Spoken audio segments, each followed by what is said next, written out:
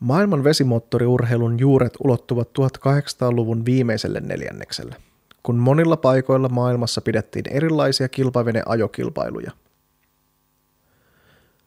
Urheiluna sitä alettiin tarkastella 1900-luvun alussa, kun vuoden 1900 Pariisin olympialaisessa vesimoottoriurheilu oli ohjelmassa demonstrointina, ja vuoden 1908 Lontoon olympialaisissa oli jo 3 vesimoottoriurheilun luokkaa.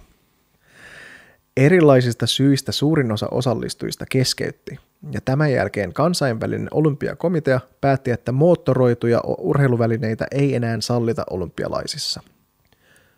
Viron vesimoottoriurheilu sai alkunsa 14. syyskuuta 1924 Tartossa, kun siellä pidettiin ensimmäinen kilpailu.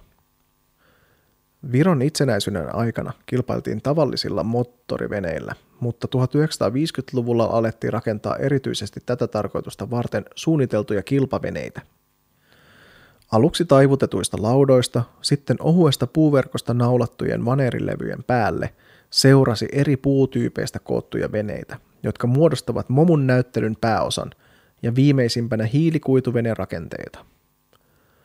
Hiilikuituista on valmistettu myös vuonna 2021 maailmanmestariksi nousseen Sanna Aslav Kaassikun vene momussa. Veneiden lisäksi monilla kilpakategorioilla rakennetaan myös moottoreita. Itse tekeminen pitää vesimoottoriurheilun kulut suhteellisen matalalla. Muutamien muiden erikoisten piirteiden lisäksi vesimoottoriurheilu on kuitenkin se moottoriurheilun laji, jota pidetään kaikkien vaarallisimpana.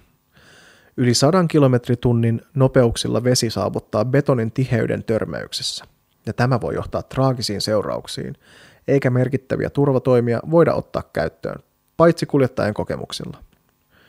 Kaiken tämän keskellä vesimoottoriurheilu on Viron kaikkien menestynein aikuisten urheilulaji. Joka vuosi Viron tuodaan useita MM-titteleitä.